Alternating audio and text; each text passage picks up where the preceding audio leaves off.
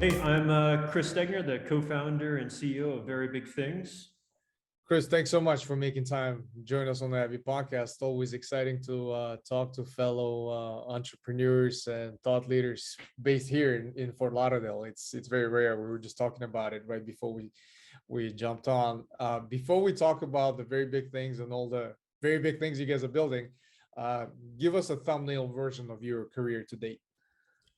Yeah, so quick version is I kind of started my career in Seattle. At 13, I started a website that produced a decent amount of money. It was acquired when I was 14. That one was acquired when I was 15, and just kind of rolled along with it.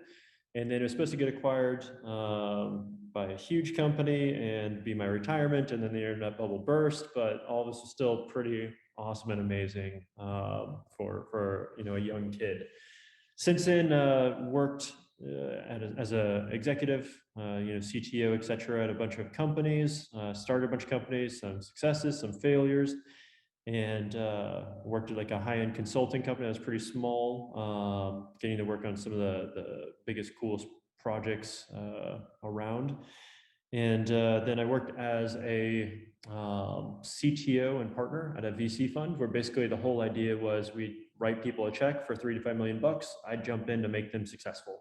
So successful in whatever it is that they did or whatever they needed. So I'd help them figure out their go-to-market strategy, their monetization strategy, hey, here's the right lead investor for this. This is how we're going to talk to them. This is how we're going to get this thing set up properly. This is how we get traction. This is great design. This is the right way to architect this so we can move it forward. Whatever they needed to make it successful, that was my job. And from there, the problem that we'd run into is people would have money and they'd have a great idea and a great founding team, but then they have to scale a team quickly, and that's not easy to do. So they'd have the money and they'd spend 6 to 12 months trying to build a great foundational team with that money. And by that time, of course, as a VC, we're looking for them to be in market with a product that's working and testing things out, not trying to build a team to start building the product.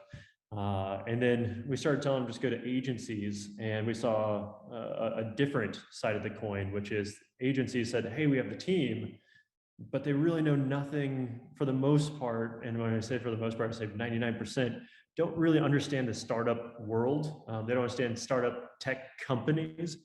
They're just trying to build you a product. And sometimes they're really good at building a product, but it's the wrong product. And as every entrepreneur, when you find a problem, you try to solve the problem. So we basically started Very Big Things. I started with 6 other partners, 3 from the VC fund, and then 3 from that high-end consulting company that I mentioned. And we started 3 years ago. And during that time, we went from the 7 of us to now we're about 80 of us. And we've succeeded at everything we set out to do. We've on the glamorous side, we've won every large trophy you can get. We got like the Webby Award, which is like the Oscar for top technical achievement. We got the UX Design Awards, Product of the Year. We got the Digiday's Innovation of the Year. We got like 58 other ones that are all pretty, Fast Company. We just now I can mention, we're honorary for the Innovation by Design, which is pretty awesome. But on the flip side, the more important part really is what is it we're here to do, and that's to make startups. And it started with startups, but now we also help enterprise companies. But to make them really successful, not just here's a good product, but how do we make you successful with a team that's ready to go? And on that note, we've had startups that were literally like one founder coming to us with an idea, and now 2.5 years later, they've got 400 employees. They've got $1 billion, valuation for the company. They've raised over 100 million in funding. On the enterprise side, we got enterprise companies that said, hey, we got a cool idea and we want to do this before we go public. And we've kind of helped with that to really get the image awesome, and then watch them, go public for billions and billions of dollars. So we're succeeding at making people actually successful, not just building something pretty, but we also build pretty stuff. That's it. Super exciting. And you sound so humble about some of the things that you've mentioned, especially at the beginning. As a 14-year-old kid, selling your company. That's I want to learn a little bit more about that, how that really shaped, prepared you for the entrepreneurial journey from there on out. And also being on the VC side, I think that's super exciting in terms of getting that experience to see that side of the equation. Because me as an entrepreneur, serial, just like yourself, I've gone through fundraising routes. I've successfully failed a lot of my startups. And just being on that other side, understanding how the VC world works, to me, that was always fascinating.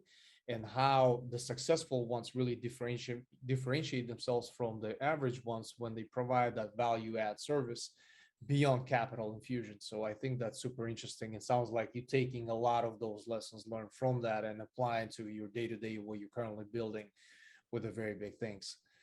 When we talk about kind of, you've been through different industries, different sides of the equations on the entrepreneur and the venture capital side. Tell us a little bit more about some of the trends that you're very excited about these days. What are you most passionate about? What are you researching and tinkering with on nights and weekends?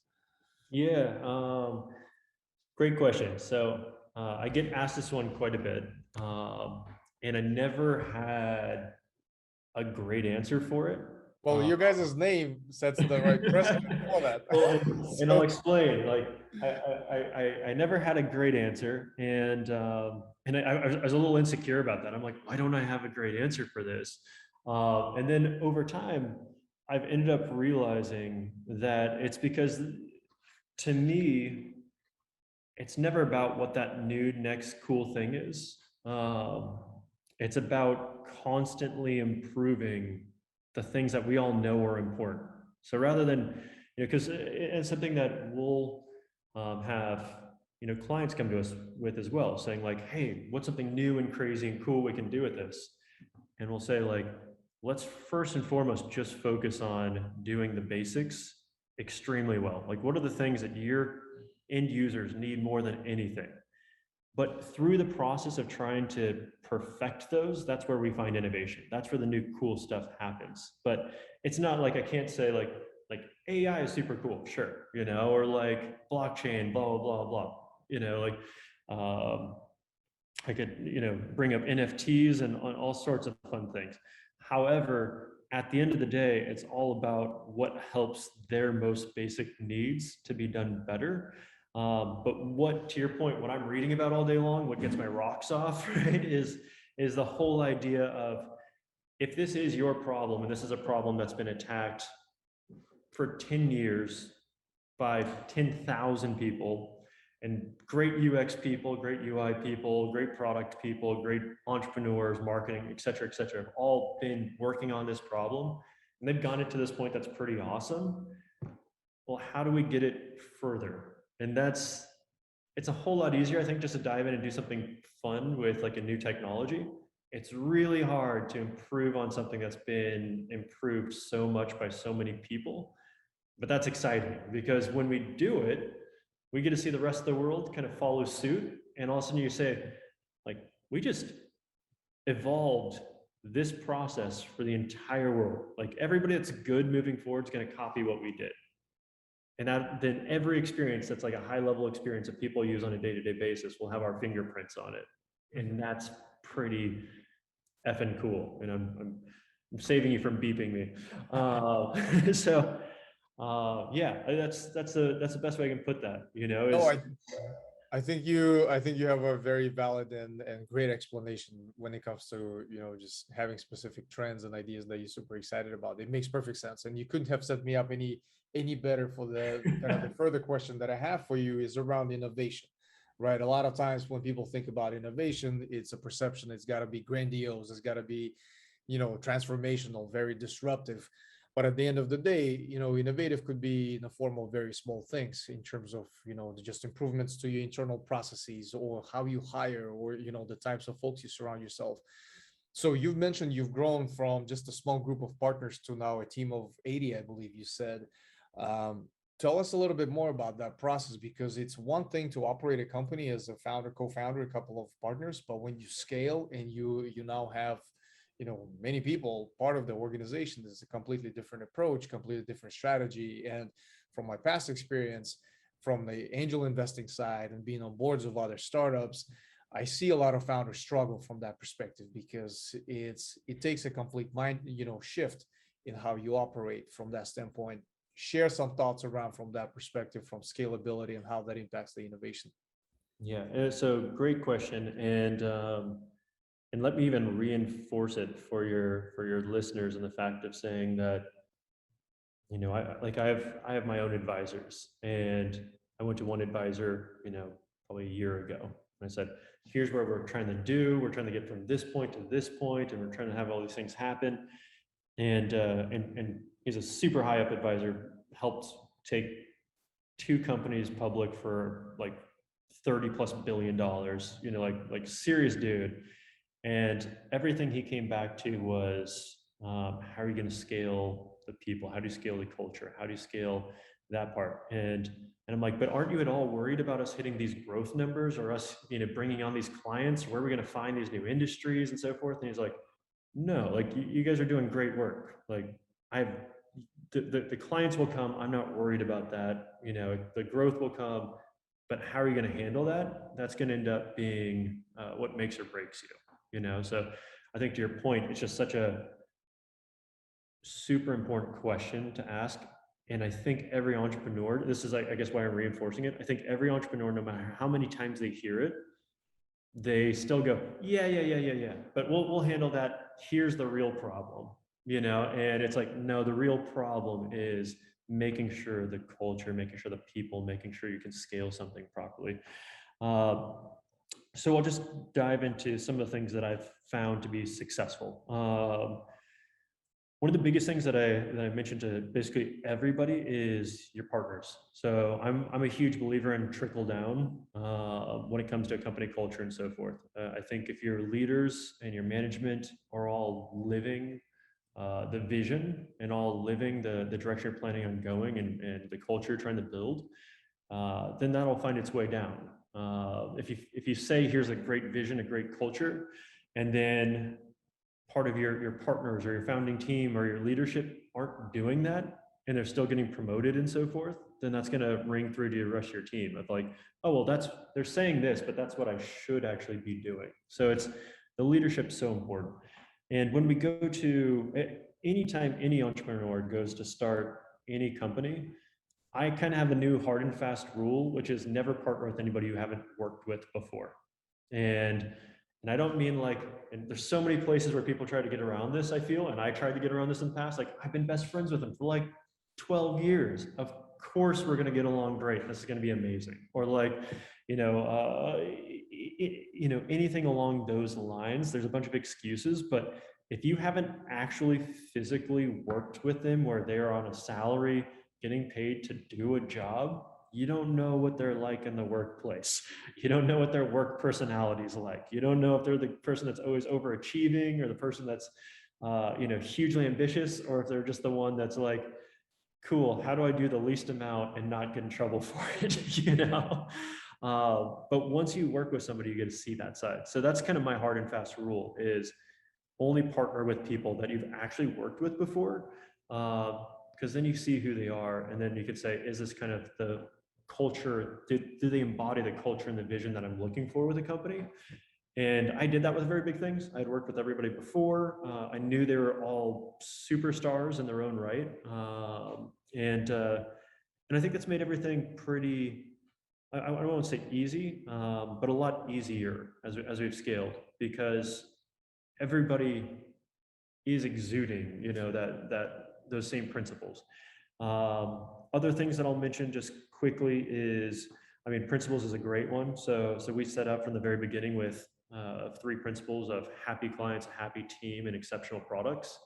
Our thought is that's our growth plan. If we just do those things well, there's no better way to become the best in the world and get more demand than any other company in the world.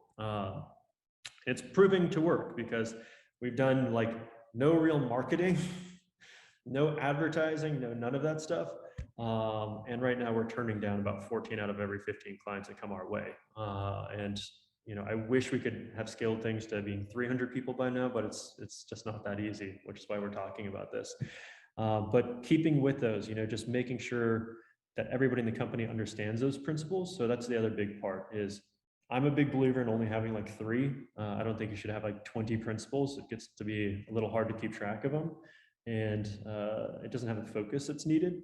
But if you can get it down to three, then the next most important part, and this took me a while to learn, is making those principles super clear cut, making it so that they're not great aspirational messages to the team, but they're like a guide. And the way it was explained to me that really clicked and helped was when somebody said, it should be a guide for somebody who just got hired. You hired a smart person. They're smart, they're clever, and they can be depended on to be intelligent. However, they've never experienced your culture before, and they've just started. And they should be able to be faced with some very difficult and important decision and look at your principles and be able to make the decision on their own without talking to anybody else. That's how clear cut they should be. So we've worked on that and really clearly defined what does happy clients mean? What are the action items that a person or the company should be doing that reinforces that? What does a happy team look like? What do exceptional products look like? It's like a checkbox. Have I done this? Is it innovative? Oh, yep, it is. Cool. Did it? Is it favoring simplicity over being complex? Check. And I think between those things, having the right people, having the right guides and the right vision, have all helped on that front drastically. And then the last thing is another kind of advisor had mentioned to me that stood out was you that initial energy and excitement when you start the company is great for about 2 years, maybe 3 years if you're lucky. But then at some point, that initial excitement of just we're going and doing something cool, new, rebellious, and awesome, and we're going to move the world forward. It gets to be like, okay, yeah, I heard that for the last 3 years, but now what? And so now we're really trying to think of at least every year, what is our 12-month goal? And our current 12-month goal is to be recognized as the most innovative and excellent at execution agency as far as digital products go. So rather than being the best digital products world in the digital products company in the world, it's let's focus on the innovation and excellence at execution and just own our industry that. And then next year we can work on being the most innovative company in the world. But I like that. I like that a lot. I think those are very, solid frameworks from a perspective of, you've mentioned an advisor that mentioned something to you, which I have a very similar experience when I was, building my early startups. One of the, lessons and recommendations that really resonated so well is, as a founder, a CEO, a CTO, you're going to spend majority of your time recruiting and building, high performing teams. That's going to be, the core of your role, of your responsibility, which didn't really didn't stick with me for a while until I actually did encounter that when we had to grow, how hard it is, how important that is. Which leads me to the next question I want to talk to you about is strategies to attract the top talent to your teams. Obviously that's at the top of your mind 24/7, whether you're actively recruiting or not, because everyone you talk to becomes a potential candidate. Share with us those strategies from that perspective. Well, that's our secret sauce. You don't share your babysitter with other parents, no, just joking, of course. And I could not agree with you more. So, I mean, on that front, I think there's a certain amount of, once again, kind of walking the talk, right? So it's one thing to say, hey, we're going to change the world. We're going to, evolve things. We're going to put a dent in the world. You're going to be working on exciting stuff. And you're really going to be able to make an impact on it and change lives. And it's an entirely different thing to actually do that. I think when people can see that you're actually doing it, it inspires them. It's something that I talk with every person that joins our team the first month that they're here. And that's one of the things that I keep hearing from them is why they joined was basically like, hey, I saw you guys were actually doing the things that you said you would.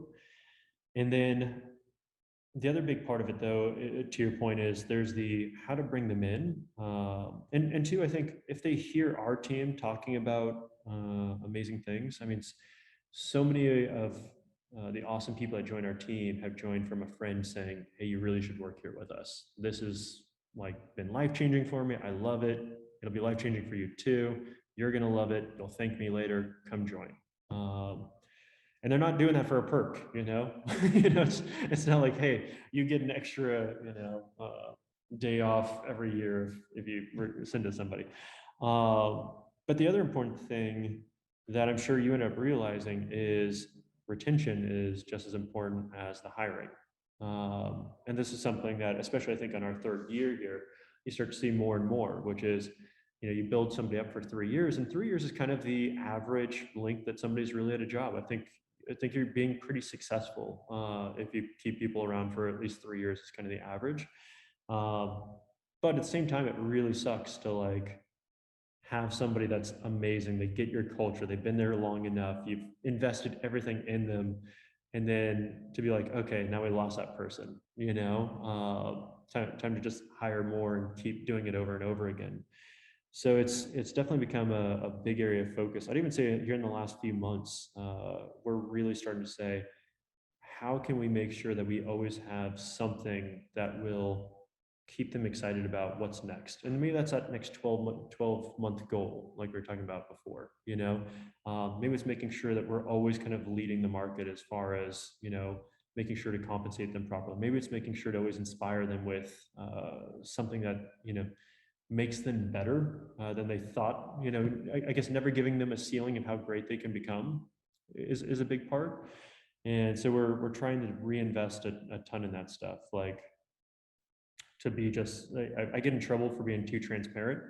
Uh, but we could be a profitable company. Like so many other agencies are very profitable, and we're just going with the mindset of let's not worry about being profitable. Let's reinvest everything we can into just being the best in the world. And I think with any company out there, you should, I'm trying to think of the nicest way to say this, but basically, if you're focused on the short term, you're going to be doing the same mediocre stuff forever. You're going to be on a plateau. You're always going to be churning. It's always going to be this kind of lame business. And yeah, you're making some money, but it's never great. If you want to like make huge money, do yourself a favor and stop worrying about money. So I think that's our focus is like, hey, let's not worry about making money right now. Let's reinvest in our team. Let's reinvest in things to improve them, make them better, make them stronger, inspire them, let them know that we love them. And then through doing that, I mean, if we're the best digital products agency in the world, then we can demand any price we ever want for anything when the time comes, So it's better just to focus on being great, I think. Yeah, absolutely. It's, I'm a strong believer that nothing great is ever short term. Everything is long term, whatever it's in personal life, in business, whatever the case may be, short term results. It's usually never as bad as it seems or never as good as it seems. So I think you're spot on with some of the frameworks that you had shared from that perspective. The other side of the equation is the interview process is very challenging.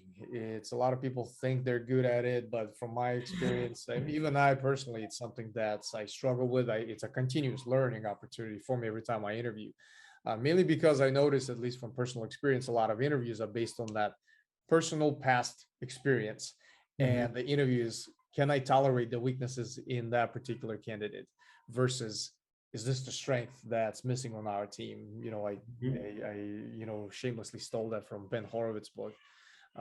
So It's a share, great book to shamelessly steal from. so share with us your thoughts on kind of how you go about interviewing. What's your take on the kind of the interview process? Yeah, I mean, and to be honest, I'm getting further removed from a lot of the interview process, except for higher up people. But usually I'll get brought in at some point. For me, what I think I can share is some of the things that I've found. And also, I mean, one of my partners, he pulled me aside about 2 years ago, and we're kind of going, this person's got this shortcoming, but they got this good thing, and this one's good. And he goes, it's pretty much a worthless exercise to look at people's shortcomings and figure out how you can fix those. However, a very meaningful one is looking at the things that they do great and then just doubling down on those and figuring out because we all have our pros, we all have our cons. Most of us are old dogs, hard to teach new tricks. However, the things that we're great at, we always want to be better at, and that clicked so well, and we've seen it work tremendously well. And that actually kind of leads into the next thing, which is we found this great pairing inside of the company. I think everybody's a T-shaped person, so everybody excels at a lot of things, but then you have one thing that you excel even more at. And what we found is that you have kind of the visionaries that have just this kind of raw talent and creativity and leadership, and they can paint a beautiful vision for everybody.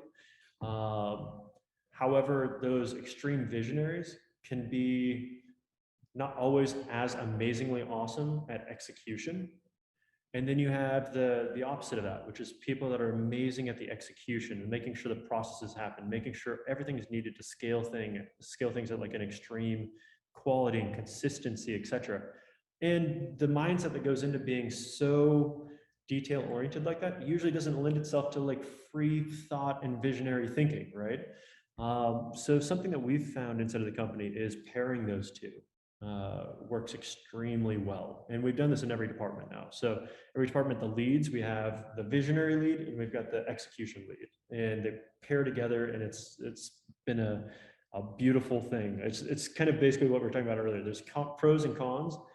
We saw this was working in one department, and then we just started saying, well, then let's double down on that. And every time we doubled down, it just kept working better and better inside of the company, to where it's been exceptional. So now to your point, when we're hiring, when I'm talking to people, usually I say, tell me your life story.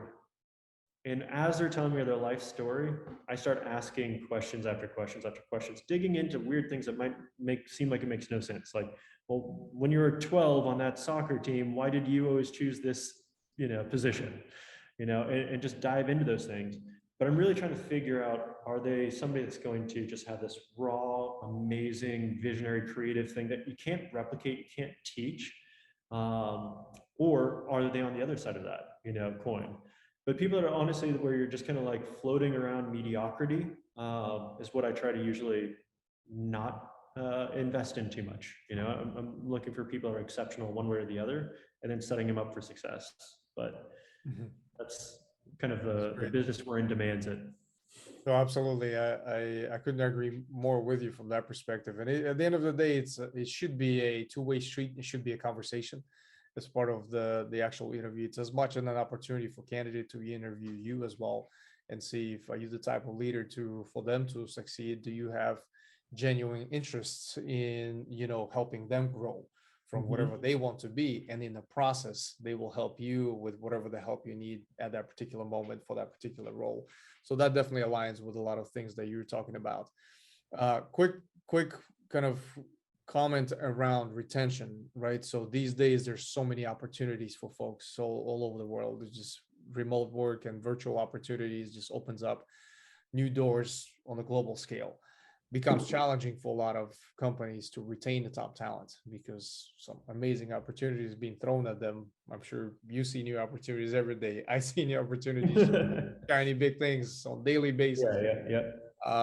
It becomes a challenge for companies to create that culture of retention, right? You've mentioned kind of building towards that, at least a 3-year plan. What are your additional thoughts on that? How do you go about succeeding in the space of really retaining the top talent? I mean, honestly, I think I don't know how much more I have to add on top of kind of what I mentioned before off the top of my head, but I think it comes down to there's the old saying of, I can't remember who it was or who's been misquoted as saying it, but it's build people up so they can go anywhere, but so that they don't want to, and I think it's a challenge inside of us, because you want to keep people and you want to keep them in a position where you get to hold on to them. And it's that short-term versus long-term thinking we were talking about earlier, where when you come at it with that mindset, unfortunately, it gets you the opposite of what you're looking for. In the end, I think you have to just say, what's everything that I can possibly do for this person, to make them as successful as humanly possible, to where they could leave us and go anywhere, and keep doing that and keep building them and making them better. And I think when you're genuine with that, that speaks to people more. And it's not really worth taking the chance of what's on the other side of the fence for a couple extra bucks, um, or something that's just kind of temporarily shiny, you know. And I mean, it's like any relationship, right? Like if you invest into a relationship, then it should be for life, you know. And so I think that's at least the goal, and can't keep everybody forever. And when people do leave to other places, usually it's for something pretty exciting, and at that point you're pretty happy for them, you Yeah. know. And at that point, usually they've served their time more than enough, you know. Yeah, yeah, yeah. And if you played part in helping them succeed and grow to that level, I mean, to me, that's success. I've heard my share of, really bad managers, really bad leaders that, which was a great experience. I've learned something that this is not something that I would ever do, or this is the type of leader I definitely don't want to be, which was great in terms of really kind of formulating that ever evolving leadership mantra almost to help really somebody to get to that next level. That's kind of the biggest takeaway. So that aligns with kind of what you were talking about. I mean, even to your point too, I have some friends that have, been at this even, longer than I have. And something that I hear as a consistent story is often when those people leave, they're leaving to some executive role, or they're leaving to create their own company or something along those lines. And when you have that type of relationship, once again, long-term thinking, they tend to bring you with them. So all of a sudden I'll talk to people and be like, yeah, Apple's one of our main accounts. It's like, oh, well, how'd that happen? Well, this person we worked with us for like 7 years. They eventually left to be an executive at Apple. And they said, well, we need to work with this company, so it's one of those things where, you know, not being selfish can be the best way to be selfish. I like that. I like that a lot. That's a great quote. Chris, the last segment of each episode, we do this kind of a heat check, rapid fire questions. I just ask a question and you give an immediate shorter response. Does that sound like a good plan? I'm not good at short responses, but I'll do my best. Okay, all right, cool. In terms of your content diet, besides books, what are your sources for learning? Besides books, that's a tricky one.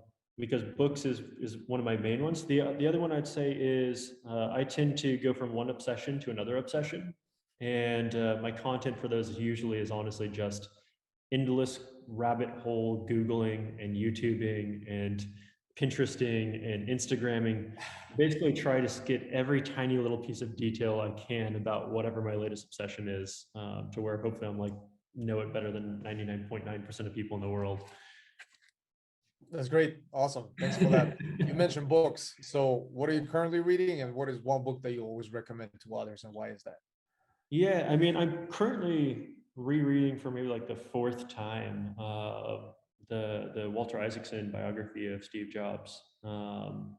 And I tend to go with, I spent a lot of time in my life reading biographies that were CEOs of these huge corporate companies. And I'd say this person doesn't remind me of myself at all. So I just have to change as a human being if I want to be like a good CEO of a company.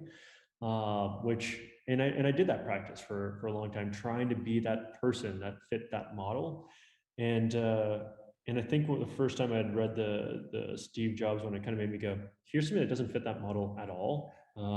Instead, like I feel like has tendencies I can actually relate to. And guess what? They ended up building, like, well, now currently the most successful company in the world. Wasn't at the time, but a successful one. And so that was hugely impactful for me. So now I try to find biographies that are based on similar personalities of mine, rather than trying to adapt me to be a person I'll never be, if that makes sense. And then, so when I recommend everybody, I'd say, I really like the Elon Musk book that was written on him, just because it really gets you thinking about being able to tangibly change the world, and not being afraid from that. You know, there's so many things I think we're taught that's too big of a goal. And then you look at this one guy who's now putting people into space, like regular human beings in space, and changing the entire car industry to be electrically run. Yeah. It's like, okay, I can do anything. Like I can do anything. And that's just so powerful of a thought to actually see proven out. And once you see somebody do it, you can repeat it. Sorry, I'm bad at rapid fire. No, that's great. Definitely worthy, great recommendations. Your favorite or the toughest or maybe kind of the most unusual interview question that you love asking if you have one. Yeah, it's like I mentioned earlier. I ask everybody, tell me your life story. I don't think I'm not necessarily a tough interviewer, but tell me your life story. I like diving into all the little intricate details. I love it. I love it. I actually use that framework when I'm working with founders for potential investment, where I follow those kind of digital breadcrumbs of that particular founder and try to understand, what did you do when you were, in high school or early days of college? Did you build a club or did you join the club? So a lot of the things kind of, very fascinating for me to be able to build that relationship as a friend and not as a parent. I couldn't agree more. It's funny, we do the exact same thing with every potential client. Because like I said, we turn down, unfortunately, and I'm not something proud of, like I would love to not be turning them down. But we turn down about 14 out of every 15 clients. Wow. So when we're talking with them, it's always beginning with, tell us your life story. We want to hear everything, because to us, it's an investment of our time and energy, and it's the same thing as you investing into a startup. So I love that you asked that question. That's awesome. I love that. And last but not least, who is your mentor or who inspires you, someone that you admire, and why is that? Yeah, so this is another one where I get asked all the time, and I don't have a great answer because I'm not like a here's my mentor. I've got like 50 mentors. Like I said, I obsess over different things. So for any industry, if you ask me a mentor, I could say, oh, this person for this one niche, this person for this niche. But it served me well. So I'd say maybe, hey, everybody look at getting lots and lots of sources of great mentorship. That's awesome. That works as well. Chris, I can't thank you enough for your time today. Very short and insightful conversation. Personally learned quite a bit. What we love doing with all of the podcast guests is to do another follow-up recording in about a year to see where we actually revisit the conversation from a year ago, see how everything have changed, transpired. So I'm definitely looking forward to doing that with you as well. It's exciting. We're going to be the most innovative and excellent at executing digital products agency in the world on that call. It's on record. So there we go. You're amazing, by the way. Like I wish I had a podcast so I could interview you on it. No. Well, I appreciate that. So now I know I have two fans, my mother and you. You sound like a great woman. That's great. Thanks so much, Chris. Definitely. Thank you.